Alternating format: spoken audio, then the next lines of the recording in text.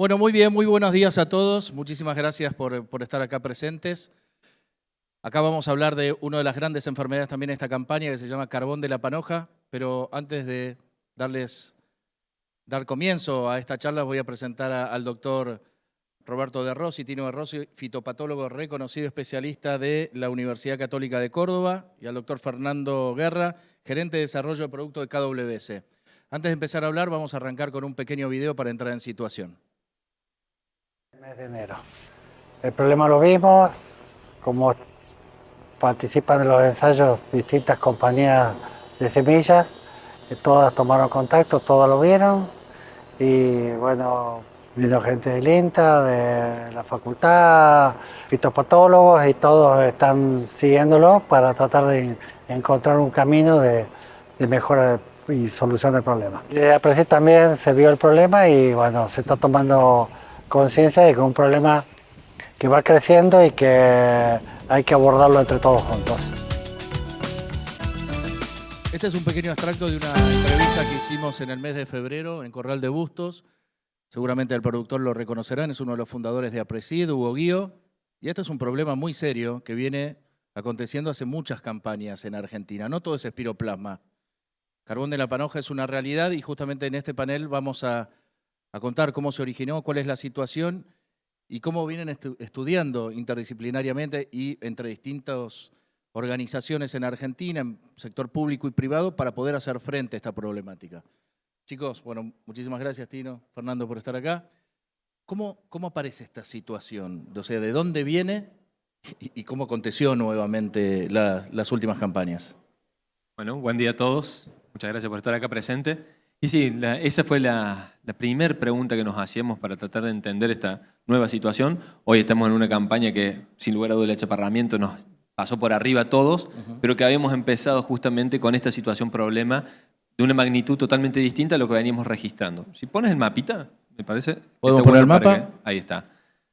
Me parece que acá ya vamos a empezar a tratar de entender un poquito esto que nos decía recién, cómo entró. Y fíjense que cuando hicimos el primer registro de esta enfermedad en la campaña 2021, estaba en una zona muy restringida, zona núcleo, el sur de Córdoba, sur de Santa Fe, y este es el mapa que estamos visualizando en estas últimas campañas, ¿sí? Después de que pasaron solamente 3 campañas, la dispersión que ha tenido esta problemática. Y sin lugar a duda, volviendo a tu pregunta, es cómo llegó o cómo volvimos a tener esta enfermedad que durante 75 años no estaba presente acá en Argentina.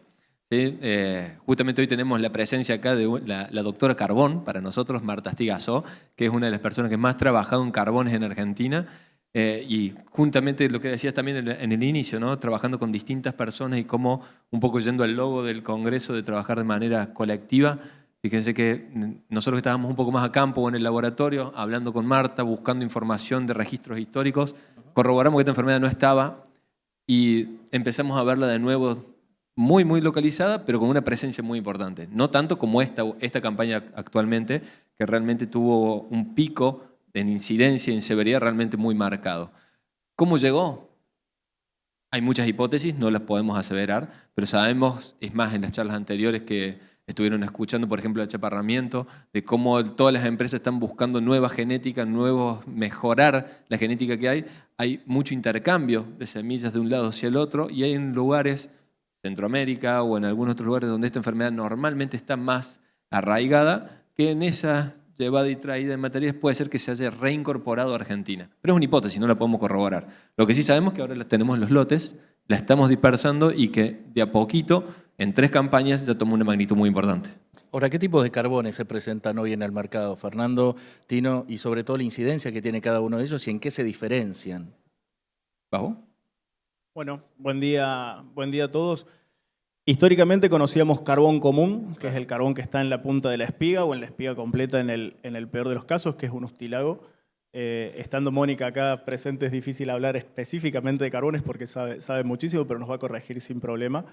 Pero esto fue una realidad diferente porque a ese tipo de manejo, a ese tipo de filtro, de búsqueda o de atributo, entraba un carbón que es totalmente distinto, que es sistémico en su proceso de infección, que es lo que hace difícil no solo su manejo y su control, porque la dinámica es distinta, porque tenemos un proceso que es muy importante, que es sembramos nosotros nuestro propio inóculo. O sea, no es un inóculo que, si bien puede haber venido de otro lado, una vez que se establece ya somos responsables de manejar ese inóculo.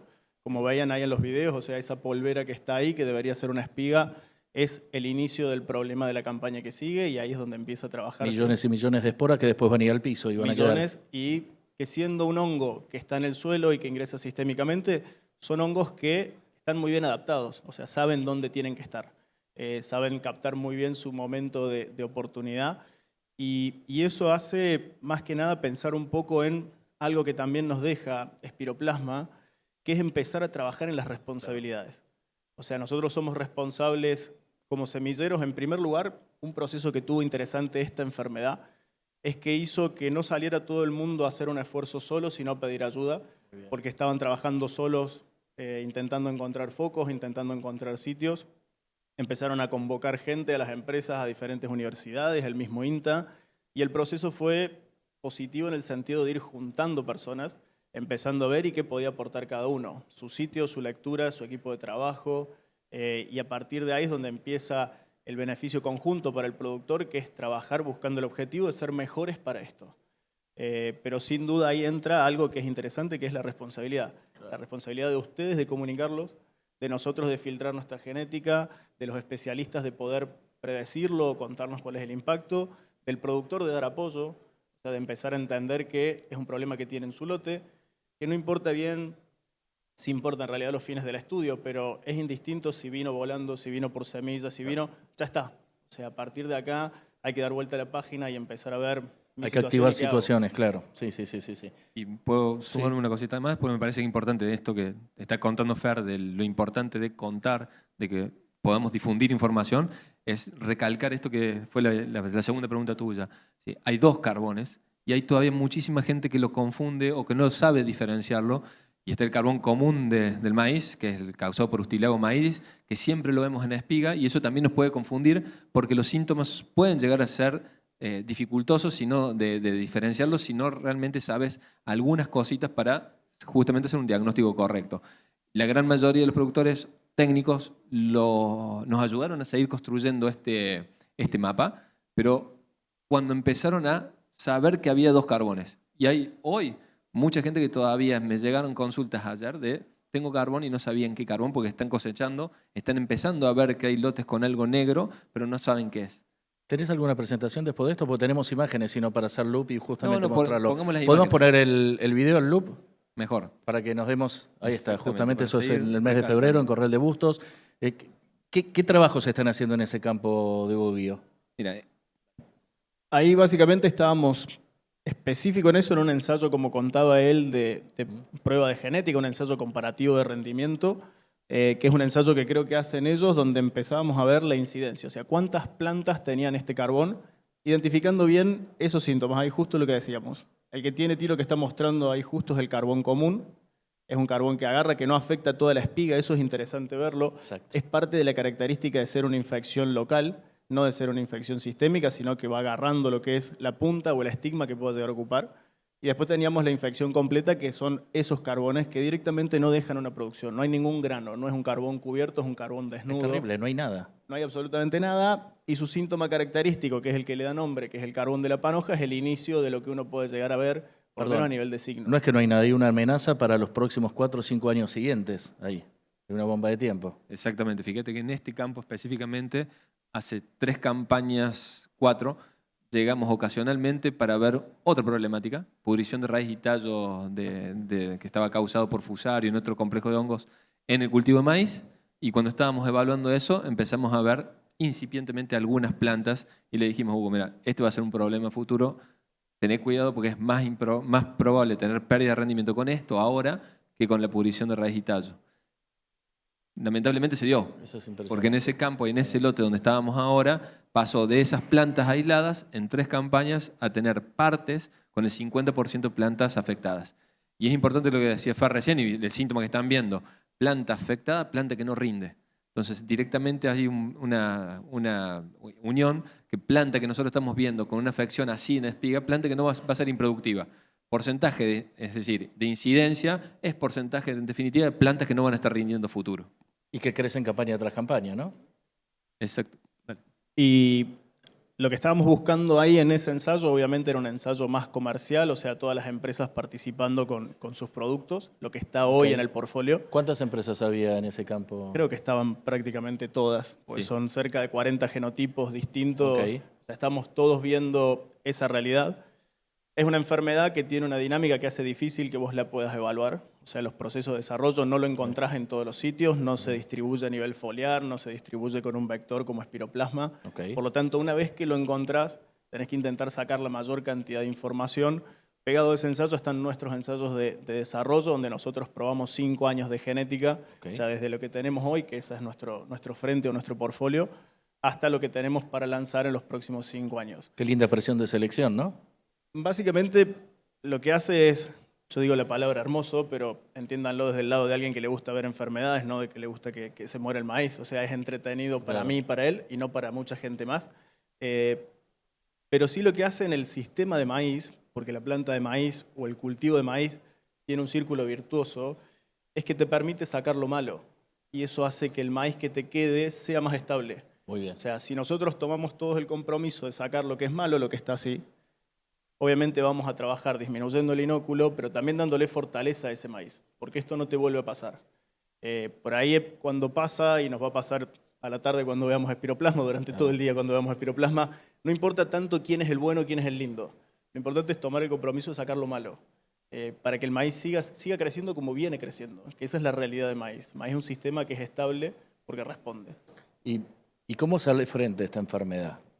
Desde los semilleros y obviamente desde lo científico y de los ámbitos quizás más... Bien, Más yo voy de la universitarios. parte más académica y después agarramos Claro. la parte de semilla. Me parece, de académica, me parece que, creo que, lo dijimos al inicio, fue un poco la idea de lo que es el logo hoy de Maizar, de juntar distintas personas para sacar un mejor provecho con lo que puede aportar cada uno, pero además eso se vio muy reflejado en el tiempo, que también eso es difícil de hacerlo. Esto comenzó hace 4 años.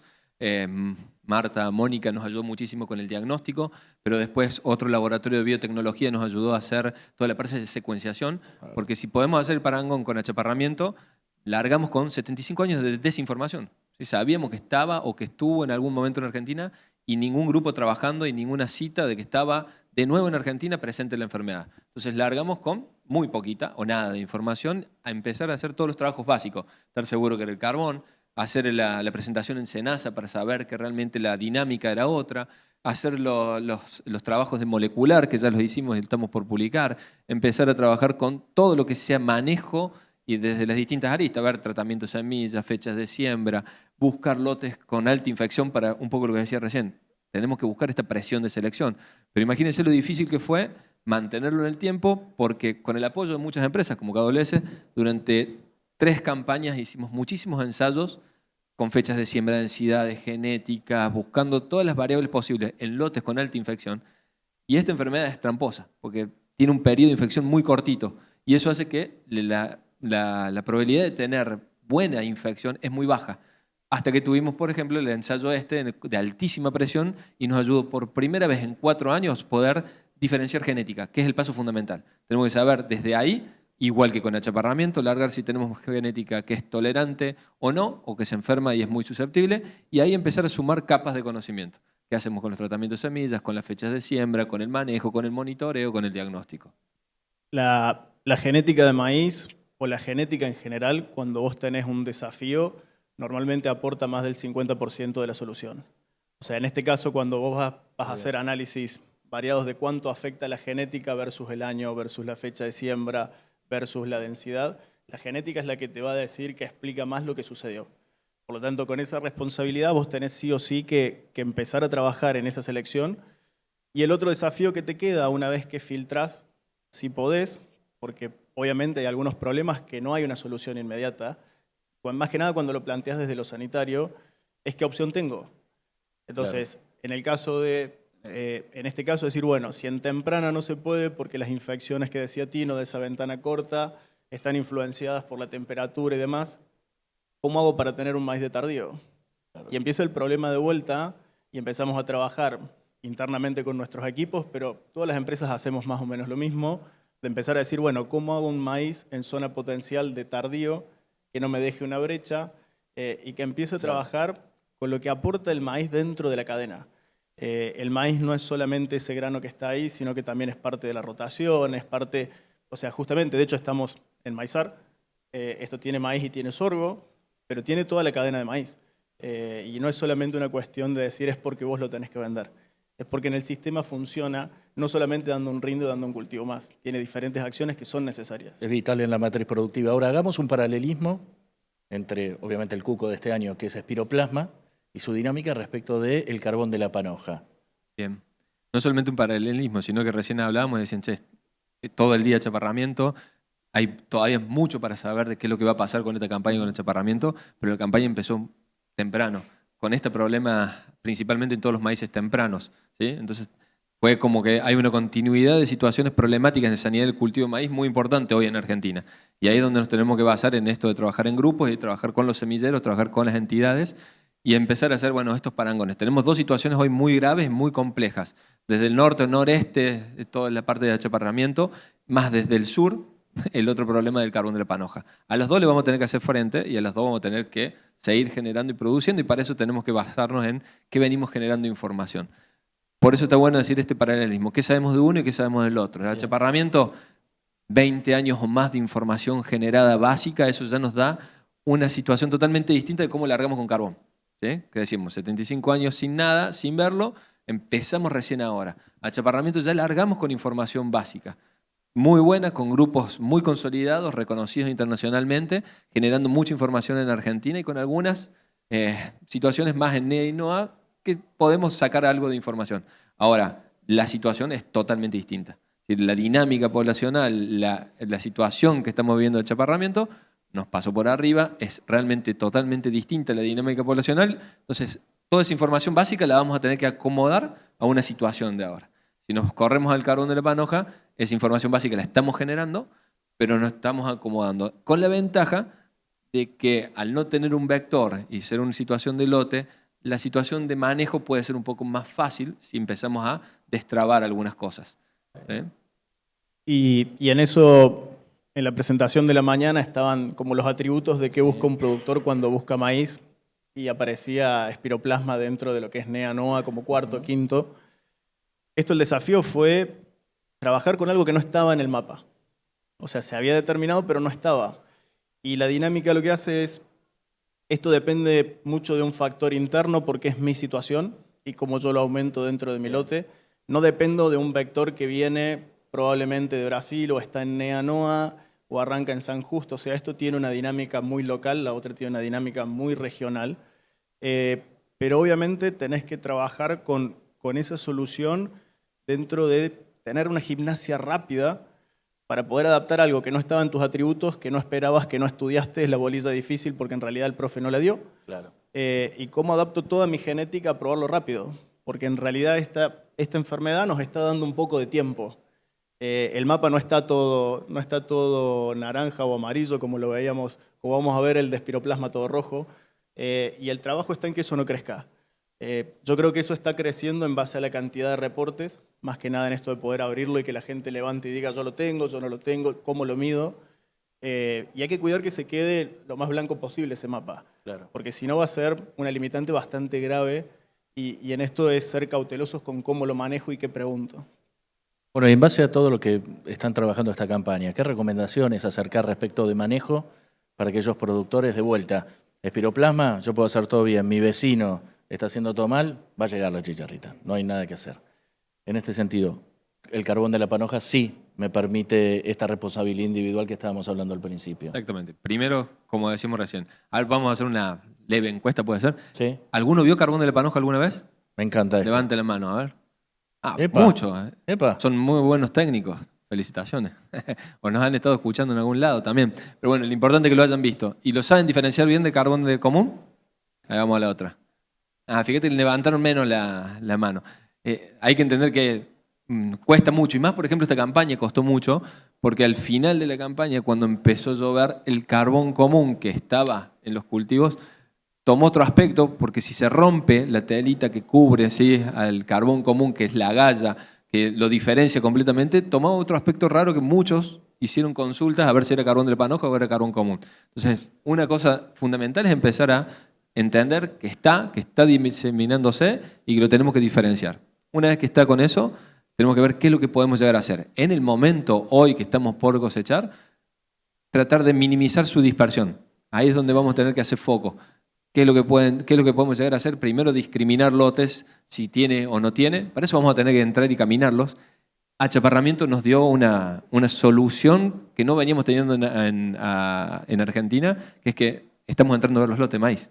O sea que hay que primero capacitarse y monitorear. Monitorear. Fíjense que en la normalidad del cultivo de maíz, cuando comparamos con otros cultivos, el monitoreo es algo que no se hacía de manera tan asidua como lo estamos haciendo hoy con achaparramiento o como lo estamos haciendo cuando tenemos otro cultivo como soja que se entra mucho más veces al lote a caminarlo. Lógicamente es difícil, es un cultivo de 2,5 metros, 3, entrarlo te quedas sin aire, es complicado, siempre lo decimos, todas las películas de terror se hacen adentro de un lote de maíz, ¿sí? No es tan agradable. O sea, a partir de floración podemos ver esto. Y ahí es el problema, que recién en floración. Claro. Y de floración, piensen una cosa, de floración hasta que vamos a buscar humedad, no este año de achaparramiento, ¿cuántas veces vamos al lote a monitorearlo, a diagnosticarlo, a saber bien en distintos puntos del lote cómo está? No es tan común que lo hagamos. Normalmente vamos mucho más a buscar humedad para ver cuándo empezamos a cosechar y en ese periodo es donde muchas veces nos llevamos sorpresas. Ahí justamente con carbón de la panoja lo que tendríamos que pensar es, bueno, si tenemos presencia, ¿qué hacemos? Si es poca, ¿podríamos sacar plantas? Se podría sacar plantas, eliminarla, enterrarla, quemarla, sería algo, pero inviable para el sistema productivo argentino. Entonces, ¿qué podemos hacer? Dejar la cosechadora para último para ese lote y para no dispersarlo dentro del lote y antes de mover la cosechadora. O sea, limpiar limpiarlo. bien la cosechadora. Limpiar Eso la es cosechadora es clarísimo. fundamental hoy en este momento. Y después empezar a pensar todo el manejo para la campaña que viene. Eso es un punto clave porque estamos acostumbrados a monitorear maíz para tomar una acción inmediata. Si hay oruga, aplico. Si hay tizón, aplico. Reactivo. Si me falta, es reactivo. Y esto es lento. O sea, yo voy a ir a monitorear para pensar qué hago la campaña que viene. Entonces, necesito armar algo que para mí es interesante, que es el criterio. El criterio lo que te permite hacer es que vos trabajes con tu realidad, con la mayor cantidad de variables que puedas conocer y que sepas cuáles desconoces. Yo vi carbón de la panoja en mi lote este año. ¿Ah? No con este grado de incidencia, pero tengo presencia. ¿Cómo hago la estrategia en la rotación para los años siguientes? En primer lugar, fíjate qué genética tenés. Llama a quien te lo haya vendido, ofrecido o trabajado. Pregúntale cómo es para carbón de la panoja. Porque vos ves un 5% en tu lote y si el híbrido se comporta muy bien, quizás tenés un potencial de tener el 50%. O sea, la genética ya está trabajando. Bien. Que tengas el 5% no quiere decir que no tengas carga. Quiere decir que tenés carga, pero no sabes cuánto. Bien. Entonces, si vos elegiste un híbrido que es resistente, quizás tenés una alta presión y eso te obliga a que la campaña que viene trabajes con híbridos que toleren alta presión. Gran dato. Y esa es tu demanda como productor. Bien. Decir, che, tengo esta situación donde yo lo vi en este porcentaje sobre este híbrido. Y acá es donde entra, creo que parte de lo bueno que tuvo trabajar con una dinámica distinta a la de espiroplasma, es que hubo tiempo de poder abrirlo, participar todos en una medición conjunta entre todas las empresas, viendo cuál es la situación, trabajando muchísimo con INTA, que INTA también registró su parte. Nosotros siempre necesitamos que la gente también lo vea y nos lo certifique. O sea, normalmente no era muy creíble que Fernando diga que el de KWS era lindo porque él trabaja en KWS. O sea, está bueno que alguien venga, lo mire, se compare, porque es justa, porque es necesaria, sobre todo porque es necesaria. Entonces empezás a trabajar sobre si la situación que tengo, o sea, ya está en el lote, tengo que empezar a trabajar para bajar esa carga.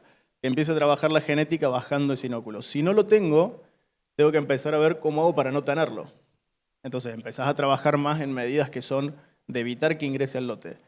Quizás no tengas que trabajar con una genética que tenga una resistencia altísima, podés seguir trabajando con los híbridos que venías trabajando, seguís buscando el mismo potencial, pero tenés que estar atento a ver cómo viene la región, porque obviamente esto puede entrar de alguna forma, puede entrar o con la semilla o con la máquina, o sea, hay una parte de responsabilidad de entender cómo viene, y en base a la situación que vos tengas vas a poder proponer el escenario para que sobre eso la genética trabaje. Ahora, ¿Tino, hay un ranking de variedades híbridos más tolerantes? Bueno, eso reforzó un puse poco lo que decía el picante. Fer. este año podemos decir que sí, después de 4 años. ¿Va a existir esa lista? Ya está difundida, ¿Dónde está está esa en la lista? página de la Universidad Católica de Córdoba, en la página de INTA Pergamino, Corral de Bustos, y anda dando vuelta por todos lados porque la empezamos a difundir. No está toda la genética, pero está por lo menos la genética de mayor utilización en esa zona más candente. Muy bien. Y con un nivel de presión altísimo, que eso te ayuda a seleccionar y decir, bueno, no es tan interesante o no es tan importante, digamos, bueno, este tiene un 5 o un 7%, pero sí los grandes rasgos para decir, estos se enferman mucho, estos se enferman poco, y empezar a ver qué manejos podemos hacer, porque no es que directamente esos híbridos no se pueden usar más, se pueden correr a otra zona, se pueden correr a otra fecha de siembra, se puede buscar otro tipo de manejo que complete a esa genética. Ahora, ¿qué sucede con la nutrición y el tratamiento de semillas, que justamente por ahí ingresa? Bien, son 2 causas fundamentales para... Sabemos que lo vimos este año con achaparramiento, ¿no? Y el famoso dicho, perro flaco, se le suben todas las pulgas, ¿no? Y en estos casos, mientras mayor capacidad tiene cualquier genética, cualquier híbrido, cualquier situación de sobrellevar mejor un estrés, va a ser mejor. Entonces, partimos con que la fertilización o el estado nutricional del cultivo tiene que ser óptimo para cualquier evento de estrés, más si es causado por agentes biotróficos como enfermedades en este caso. Y el otro de tratamiento de semillas se está trabajando muchísimo. Nosotros estamos llevando adelante algunos ensayos. Marta lo está haciendo de manera in vitro. Los estamos haciendo en distintas zonas con distintas tecnologías. ¿Están subiendo dosis también para ver los límites? Estamos viendo también el tema de dosis. ¿Por qué? Porque hay ingredientes activos que están registrados en otros países pero que no están en Argentina. Y eso lleva todo un proceso de estudio de años y de corroboración de dosis y tratamientos que sean eficientes. Supongo que en corto plazo ya vamos a tener herramienta específica para ese carbón. Y en eso es interesante porque nosotros tenemos un tratamiento profesional de semilla, lo cual no es poco. O sea, trabajar con semilla, con cuidar semilla con químicos es un tema muy particular. Vale para carbón, vale mucho más para espiroplasma. Claro. Hay que tener un poco de cuidado con las situaciones en las que vamos a trabajar y cómo vamos a trabajar. No solo por proteger la genética, sino algo que yo siempre tomo, por proteger a la gente.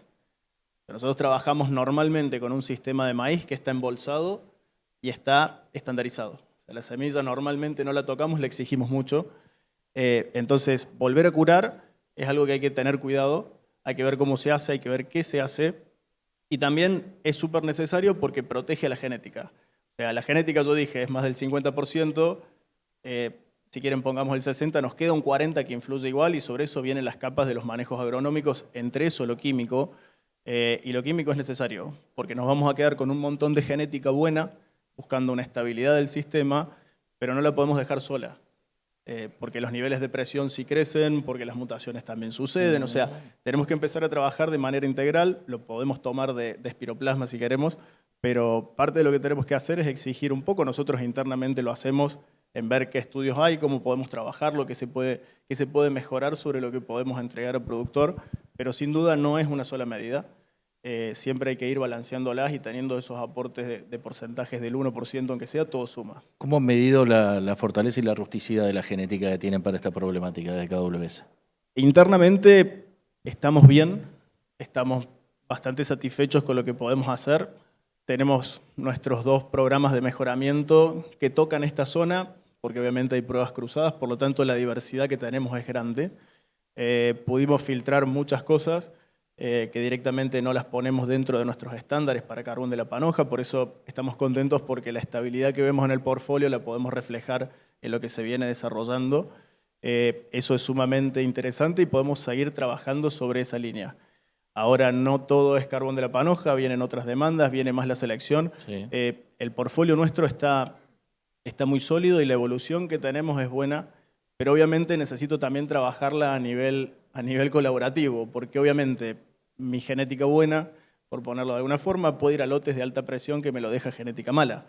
Entonces también son parte de las recomendaciones que tenemos que hacer o de entender a dónde vamos, porque obviamente nunca van a decirte es el 0% porque las enfermedades van sucediendo, pero obviamente pasás a ser un actor de reacción a algo que viene bastante candente, entonces no podés forzar solamente tu genética, necesitas que el resto también ayude a bajar esa carga y es un trabajo bastante comunitario. Me acuerdo de una imagen muy gráfica que me contaste en el campo, en Corral de Bustos, que hay gente que no sabe que lo tiene y de repente ve a la cosechadora y de repente hay un numarón negro que dice tiene carbón y no se dio cuenta. Hay que estar atento en el momento de cosecha. Hay que estar atentos, justamente lo que decíamos recién, en el momento de cosecha es fundamental para tratar de ver qué es lo que estás cosechando. Este año, lógicamente, la calidad que lo vamos a estar cosechando, los maíces tardíos sobre todo, va a meter mucho ruido, así que no hagamos específicamente que eso que estamos viendo sea carbón, pero sí hay que ir a verlo y tratar de diagnosticarlo. Pero sí, tomo ahí un punto que decía el Fer recién, de lo importante que hemos llegado, o veíamos recién las bolsas de cereales, como mostraban que Argentina viene creciendo en producción de maíz y en toneladas producidas, atado principalmente a todo lo que se viene haciendo en genética. Y hay dos cosas. Una, seguir apoyándose en eso y también entender que, ojo con esto de, estamos presionando mucho la genética a lo que puede llegar a pasar con estos próximos años si corremos mucha genética y tratamos de meter rápidamente genética con mejor comportamiento, tanto para achaparramiento como para carbón, que no la conozcamos bien, porque puede ser que en ese desbalance empiecen a aparecer otras situaciones que se van acomodando, como puede ser alguna enfermedad, ¿sí? Que no la teníamos tan cerquita, pero con genética que no conocemos tanto, puede empezar a ser un problema. Por eso volver al sistema. ¿No? A ver, creo que tenemos... Ahí está. Bien. Eso básicamente es lo que tiene que suceder para que una enfermedad se dé.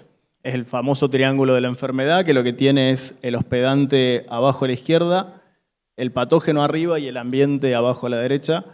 Si esas tres patas se alinean es cuando suceden las enfermedades. Claro. Y mientras más grande sea el factor, por lo menos positivo para el desarrollo de la enfermedad, más amplía su impacto.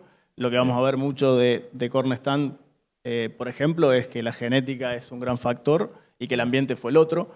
En sí el patógeno ya lo teníamos. En este caso el patógeno no lo teníamos, o no lo teníamos por lo menos tan frecuente. Por lo tanto es quien entra a cerrar este triángulo y es sobre el que tenemos que empezar a trabajar en generación de conocimiento y en recomendaciones a futuro. O sea, obviamente hay parte de lo que ya tenemos que la seguridad de que el patógeno está.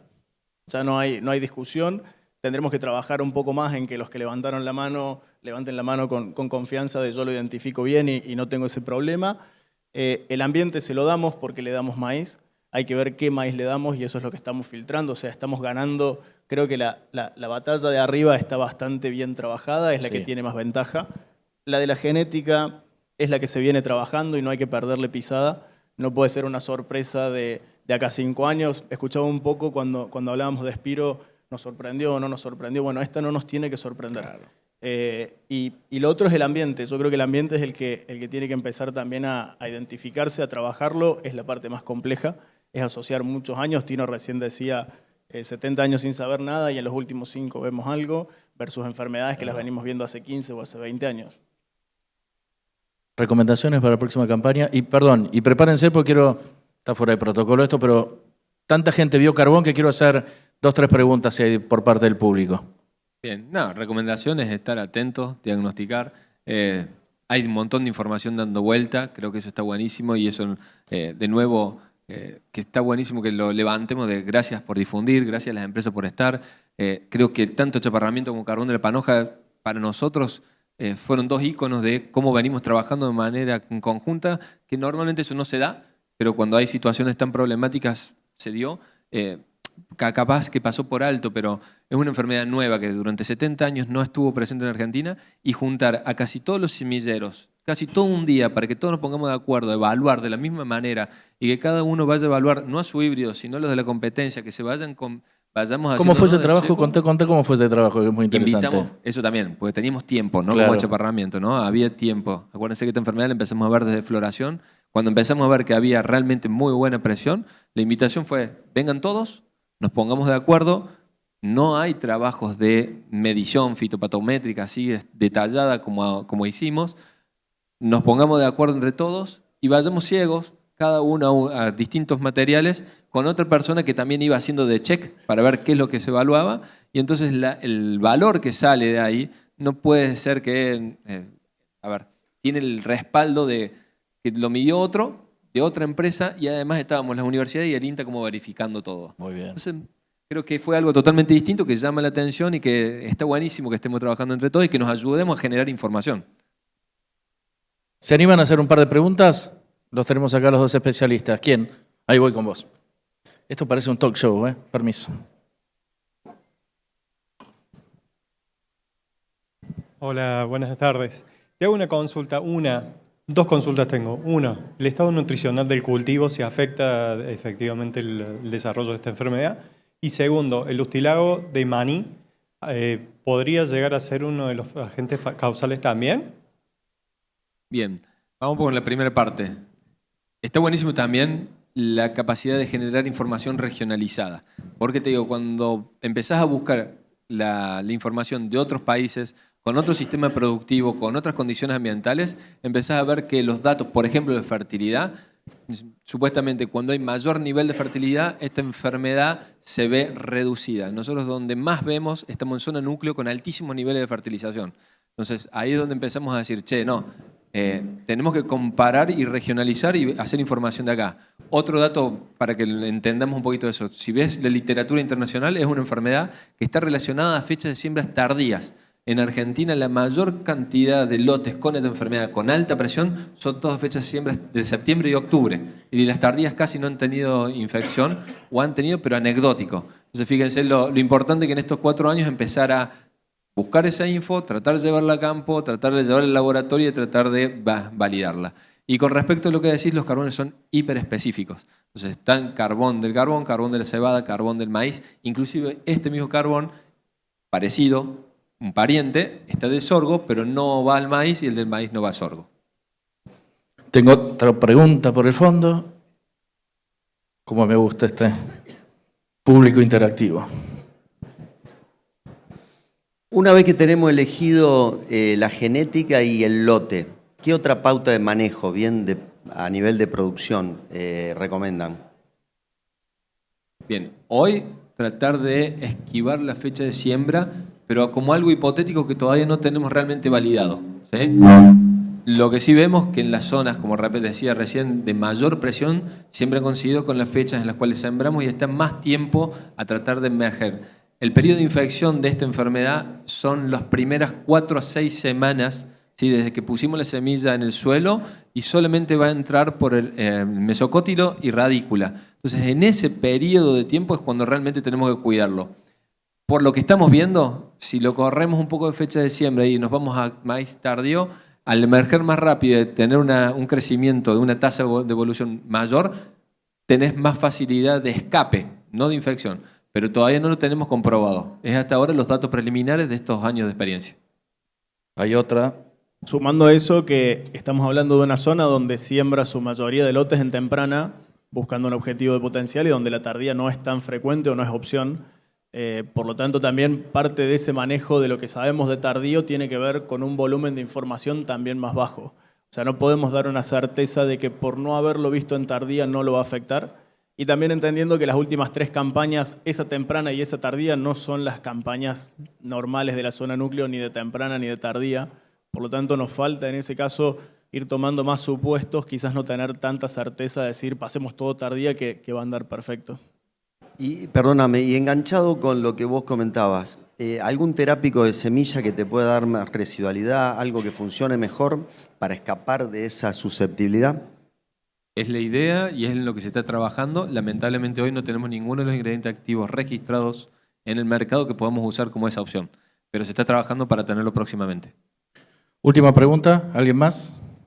Acá adelante. Sí, por eso yo había visto ¿No? una mano levantada por acá. Preparación. ¿No? ¿No? Recordame entonces dónde pueden buscar toda esta información, Tino. Perfecto. En la página de la Universidad Católica de Córdoba, en la página de INTA Pergamino e INTA Corral de Bustos. ¿Algo más para cerrar, Fer? Los síntomas creo que está bueno repasarlos. Creo que hoy hay un banco de imágenes en Google muy simple, de imágenes que son argentinas, que también eso pasa cuando uno ve enfermedades y ve las fotos de Brasil o de otro lado, por ahí no se expresan exactamente igual, pero en los informes está, hoy si lo buscas casi todos hemos compartido algo de información en algún que otro posteo. Tiene muchos síntomas. Arranca con un debilitamiento, con una planta raquítica que por ahí no se nota bien en los años que lo hemos visto por la seca, entonces se mezcla, pero sí por ahí empezar a buscar esos síntomas y recorrerlos. Me parece que tener certeza en ese diagnóstico es el primer puntapié. Yo me acuerdo hace un tiempo cuando cuando yo escuchaba mis primeras charlas que daba Tino, que se hablaba de fitopatología, hablaban de lo importante del diagnóstico. En este caso es parte de eso, decir, che, realmente estoy viendo carbón de la panoja o carbón de la espiga. Y también hacernos esta costumbre de que las enfermedades están. Porque creo que estamos hablando de una enfermedad en zona núcleo donde la roya no es problema, el carbón común tampoco es problema. Bueno, no son problemas hasta que por ahí se alinean un poco los astros, que no tiene que ver solamente con lo que hace el productor, con lo que hace la empresa que hace la semilla, con lo que difunden. Sí, caminar maíz y empezar a ver y tomar esta conciencia creo que tiene que ser parte del ejercicio para todo lo que hacemos sobre los cultivos en general, no solo sobre maíz. O sea, entrar sin criterio a hacer sorgo, a hacer soja o a hacer girasol es casi la parte del proceso nuestro de corregir nuestro enfoque o nuestra mirada sobre cómo producimos o cómo somos como técnicos o cómo somos como empresa. Bueno, estas son alertas que nos implican estar un poco más. Yo creo que hay algo que es tedioso que yo siempre decía, estos tipos cómo joden con que vaya al lote y a ver qué. Bueno, está entretenido a veces, o por lo menos ser criterioso. Creo que tener esta mirada, hoy hay mucha información, hay mucha gente, entonces ir a caminar los lotes para mirar cómo está, si está sano, es un buen punto y nos ayuda mucho a poder trabajar las situaciones con anticipación. Y no encontrarse sorpresas. Exactamente, y creo que como para cerrar la idea, estas dos enfermedades nos están llevando a ser lo más agronómicos posible.